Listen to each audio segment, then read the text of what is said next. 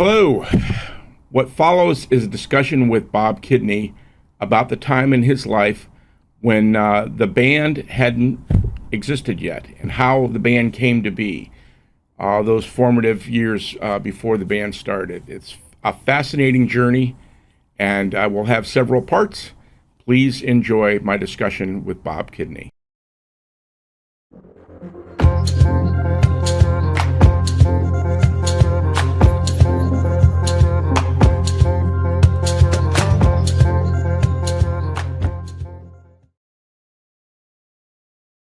Okay, I'm going to edit in my mind. So anyway, where were we? I'm going to the service. Right. After going into Kent in a sort of a way enough to stay out of the service, you're Well, I get this draft notice. My full whatever you call it was discontinued, and I probably would have lost it anyway, but not for another 5 or 6 months. yeah, exemption. Your exemption. My exemption, yeah. And so, why is this happening? Well, anyway, I ended up in the service, but I chose the Navy, and then I was thrown out of the Navy about 10 months later, and that's a whole nother ball of wax. When you were in the Navy, that's how you got to Chicago. Yes, that's true. Yeah. Yes, but it turns out that my father is the one who went to the draft board and had them send me this notice and nullify everything so that I could get in the Navy to get me out of town. And so Because these busts were coming down, and he just didn't approve of where you were at, and well, he was throw I think, the dice you know, back then I feel different. Now he was probably afraid, but I think he was looking out for his own ass politically. all He those didn't want things. his kid's name on the front page of Couple, the Akron couple Beacon of layers Journal. to this stuff. Yeah, very true. So anyway, when I got back, this whole thing about the Navy is a very interesting story, but doesn't have much to do with music, except when I was in Chicago, which was the Great Lakes Naval Base, Training center. Yeah. right? The woman I was seeing at the time here in Akron, her sister and her husband moved to Chicago. So they were living in Chicago. And when I got off on my passes, I could stay with them.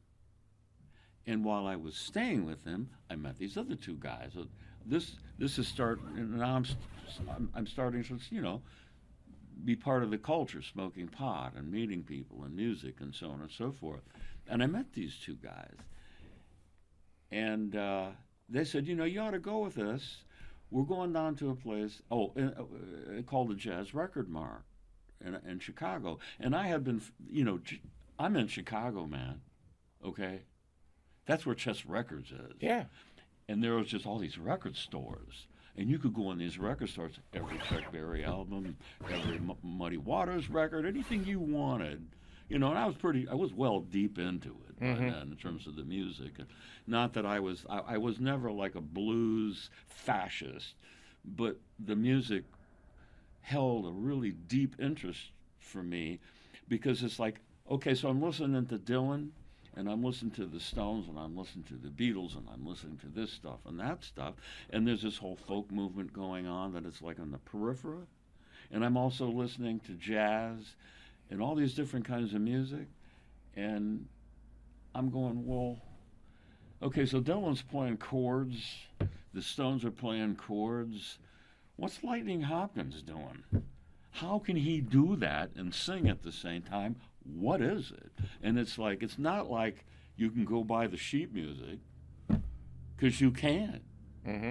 It's not like if you want to play a Chopin piece, you can learn to play the piano, and maybe by the time you're 40, you could probably play it pretty nicely if you really work really hard. But you got nothing with folk music. You got nothing with real folk music. All you can do is listen to it, and that's a long way from doing it. So I was trying to figure this out, and I get involved with these two guys, and they're going, well, we're going to go down to the Jazz Record Mart. You want to come along? There's a guy down there who owns it, Bob Kester. And since you like blues, he has a reputation of taking people down to the blues clubs. So let's go down. I said, okay, cool. So we went down, and there's this guy there. His name is Bob Kessler. It was me and him and these two other guys. And we're talking to him. He goes, yeah, I take people down to the clubs. If you want to show up here on the weekend, next week, after I close, we'll go somewhere. So the next week, we're cool. So the next week, we came back. And he took us. I don't remember where the three of us went. But then they kind of like vanished, and then it was just me. And every time I went into Chicago, I went to the Jazz Record Mart, and I got to know Bob Kessler rather well. Now, you don't know who Bob Kessler is. You do, but most people don't. But if you're interested in blues, Bob Kessler discovered Junior Wells and Buddy Guy. Bob Kessler was like an aficionado of the music of his city. Okay, he knew all the clubs. He knew every musician. Sovios. And he recorded many of them. He recorded some jazz musicians. And but the whole Hoodoo Man Blues, Junior Wells, Buddy Guy thing was his work. He put it together. He helped. He did other things with him as well. But I get to know somebody, and we have this personal relationship. He had the three of us over to his house with his wife. He was known to be like that. In other words, if you like blues, you're in his He game. likes you because That's because, and he he's loves promoting it. Yeah. For a lot of reasons. And so it ended up being just me and him. And I'd go to the store, and he goes, so he'd be closing the store. I said, so who you want to see tonight? And I'm going, well, is Muddy Waters in town? He goes, no, Muddy Waters is in town. He's on the road. He's always on the road, blah, blah, blah, blah. Well, who is, blah, blah, blah. And I go see this person or that person. I find out and go. And I can tell you some of the stories about that. Well, I'm interested in these influences and your experience with that stuff, because when I first saw you, which was only a couple years later at the Cove, Right, okay, right. it's like the difference was there were a lot of people doing blues, okay, but the difference was they were like doing an imitation or a parody the best they could with what they knew how to do, but you were putting it across. You were like, it was authentic, and it was like, it was from you, not from your impression of somebody else. Right. And I remember one time that we spoke, and you were telling me that one of your influences early on was Rhapsody in Blue. Yes, sure. Right. And so these blues clubs, like, did you go to Silvio's? No. Are we recording? Yeah. No, I'm just changing cameras over here. Oh, I'm wondering what the hell's going on. Mm-hmm. But no, we went to places like, well, I'll give you an example. Okay, he said, I know. He said he knew that I was really interested in slide players. I wanted to learn to play slide. Okay, I could already do it. I had learned some tunings. I listened to a lot of people like Tom Rush and some other people that nobody knows, Mm-hmm. But I wanted to hear, what is Elmore James actually doing?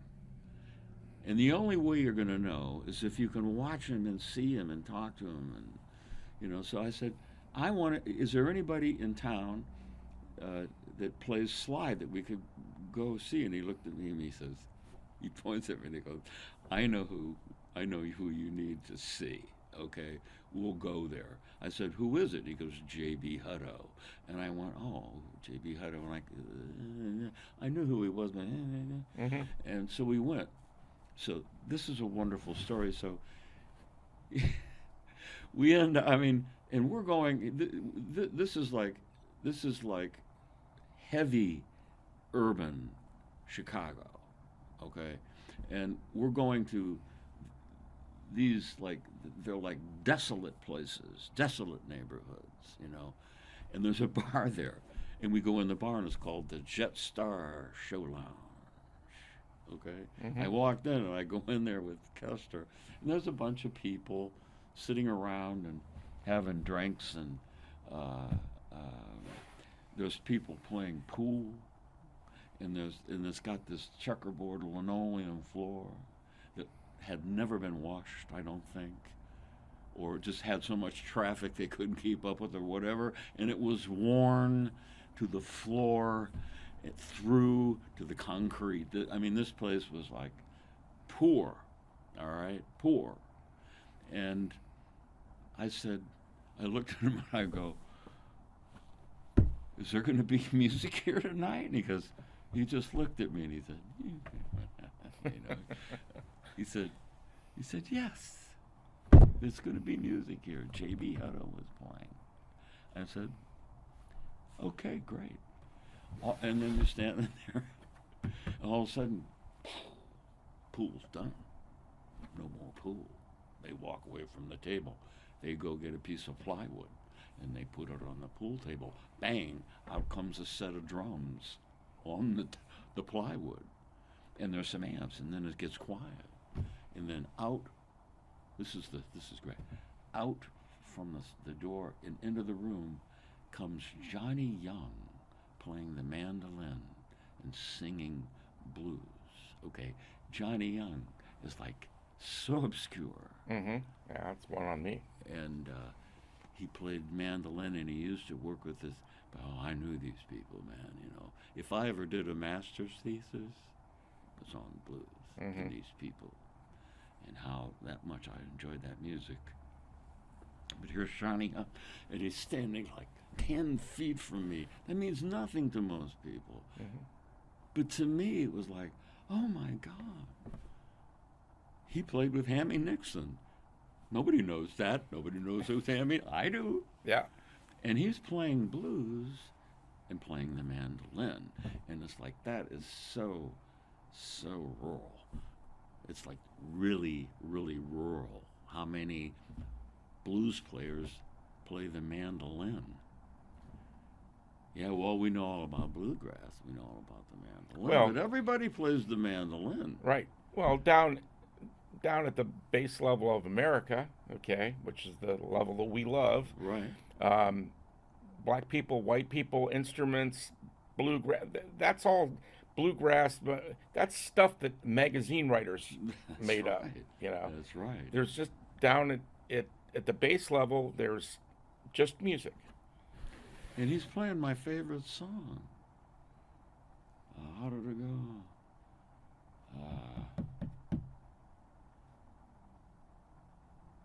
Stealing, please don't tell on me. I'm stealing on back to my same old used to be, which has been done by everybody. Yeah. And I'm just astounded. And then he, disappears. He was the opening act. All of a sudden, bang, here comes J.B. Hutto, and J.B. Hutto comes out, and he is just like this. It's like razor blades. Is the music is so biting and harsh, and his voice is so harsh, and it's so powerful, and the slide playing is just like, it's just in the stratosphere because it's so free. Yeah. And so that was just one experience. So I went to many places. Okay, so let's take a pause here.